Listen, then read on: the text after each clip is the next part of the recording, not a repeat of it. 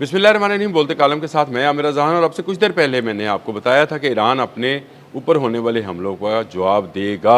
और अब ख़ातमुल अंबिया जो हेडक्वार्टर है वहाँ से कह दिया गया है कि हम जवाब दे रहे हैं और भरपूर जवाब दे रहे हैं। 85 मकामात हैं जहाँ पर अमरीकी फ़ौजी अड्डे हैं या अमरीकी मफादात की जो है इंस्टॉलेशंस हैं, वहाँ पर हमले हो गए हैं। बहरीन, कुवैत, जहाँ जहाँ पर भी उनके अड्डे हैं अमेरिका के और फिफ्थ फ्लीट है, वहाँ वहाँ पर हमले किए गए। 85 जो हैं जो जगह हैं उनको पॉइंट आउट किया गया है। वाक़र कालिबॉफ का बड़ा सख्त बयान आया है और उन्होंने कहा है कि 4 शिकों की जो इस्लामाबाद टॉक्सी 4 शिकें थी उसकी खिलाफ वर्जी अमेरिका ने की है और उसका खमियाजा उसको भुगतना पड़ेगा। कुवैती एयर डिफेंस सिस्टम ने भी एक ट्वीट के ज़रिए ये बताया है कि वो मुसलसल हमलों की जद में है और उनकी कोशिश है कि इन हमलों को नाकाम बनाया जाए। और ये अमरीकी वो हमले जो अमेरिका ने किए थे, जिसके सेंटकॉम ने कहा था कि उन्होंने 80 अहदाफ को निशाना बनाया है, उसके जवाब में पासदारान इनकलाब ने 85 अहदाफ को निशाना बनाया है, यानी 5 ज़्यादा ही हैं, कम नहीं हैं। और ये भी कहा है ख़ातमुल अंबिया हेडक्वार्टर ने कि अमरीकी हमलों का अब फैसला कुन जवाब दिया जाएगा। जंग जो है वो मज़ीद गर्म हो गई है, बढ़ गई है।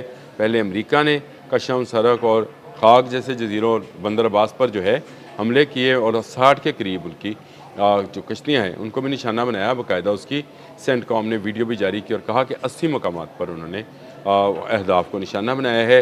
इसके जवाब में पासदारान इनकलाब ने ख़ातमुल अंबिया हेडक्वार्टर से फैसला कुन जवाब देने की बात की और 85 मकामात पर जो है हमला किया है और इसका जवाब जो है अब दिया जा रहा है। ये एक वो जंग है जिसकी जो ना ख़त्म होने वाली है। और मैंने कल अपने एक व्लॉग में ये बात ज़िक्र भी किया था कि नवंबर तक तो आप भूल जाएं कि ये जंग ख़त्म होगी, ये ठाठिया चलता रहेगा। लेकिन मेरा अपना थीसिस ये है, मेरे अपनी रिसर्च ये कहती है कि ये आखिरुज़्ज़मां है, यानी आखिरी ज़माना है और इसमें इस इलाके में जंग जारी रहेगी। कल आपने देखा शाम में भी 2 धमाके हुए। IDF जो है शाम में पेशकदमी कर रही है। शाम बहुत अहम है और यहाँ पर जो है दज्जाल का सामना होना है। इनके मसीहुद्दज्जाल झूठे मसीह का हमारे सच्चे मसीह के साथ जो है मुकाबला होना है। यहाँ से इसने भागना है, इमाम मेहदी ने आना ही आना है। तो ये सारा इलाका जो है ये जंग की लपेट में रहेगा। लेकिन इसमें अगर किसी को बारूद का ढेर कहा जा सकता है तो वो आबने हमज़ है।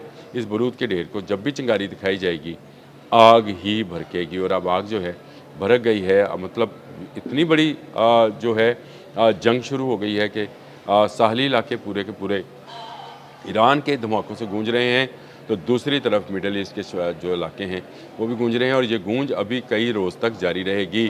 कल जो है तदफीन हो जाएगी शहीद आयतुल्लाह अली ख़ामनेई की और उसके बाद मज़ीद जो है वो हमले हो सकते हैं दोनों तरफ से। मैं एक तरफ से बात नहीं कर रहा, दोनों तरफ से, क्योंकि सेंटकॉम कहता है कि वो फ़ज़ाई हमले कर रहा है, जो कि असल में इज़राइल का एक गेम प्लान है, जिसने कहा था कि मैं तीसरी मरतबा भी ईरान पर हमला करूंगा, चाहे इससे तीसरी आलमी जंग हो जाए। मैंने आपको चंद रोज़ पहले जो है चैनल 14 पर जो नेतन्याहू का, बेंजामिन नेतन्याहू का जो इंटरव्यू था उसके जो है मंदर उसके वो क्या उसको कहते हैं इक़्तिबासात जो हैं वो आपको सुनाए थे, जिसमें उसने कहा था कि हम तीसरी मरतबा, 2 मरतबा हम एयर स्ट्राइक्स इसराइल ख़ुद कर चुका है, तीसरी मरतबा भी करेंगे और इससे अगर तीसरी आलमी जंग भी लगती है, इससे आपको अंदाज़ा होता है कि यहूदी क्या सोच रहे हैं।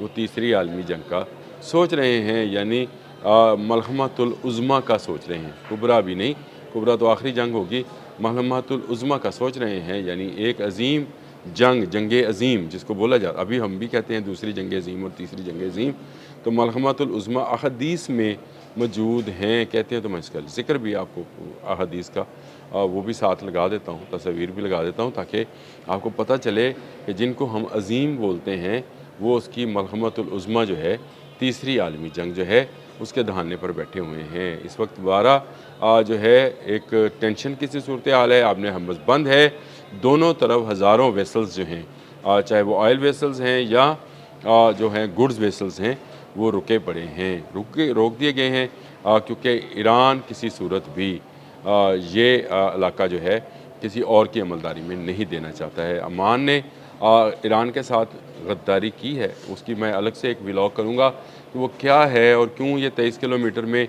5 किलोमीटर ईरान ने अपने पास और 5 किलोमीटर ओमान के पास रखा था कि आपके वहाँ से जो जहाज़ गुजरेंगे आप उसका टैक्स ले लें, मेरे पास से जो जहाज़ गुजरेंगे मैं उसका टैक्स ले लूँगा, लेकिन आप ना मुफ्त में जहाज़ गुजरने दीजिएगा, क्योंकि अगर आपने गुजरने दिए तो इसका मतलब ये होगा कि ईरान की तिजारत तो ख़त्म हो जाएगी, और अगर आपने मुफ्त में गुजारने दिए तो फिर हम उस पर अटैक करेंगे। इस धमकी के जवाब में एक हमला होता है कतर पर, कतर के जहाज़ के ऊपर, जिसको कहा गया कि ये अमरीकी बहरी जहाज़ों की निगरानी में गुजारा जा रहा था, और इस पर अननोन प्रोजेक्टाइल का या मिसाइल का या ड्रोन का जो है हमला हुआ। इसके अरशे पर कुछ नुकसान हुआ, और उसके बाद सऊदी अरब के बहरी जहाज़ पर जो कि जा रहा था उस पर हमला होता है।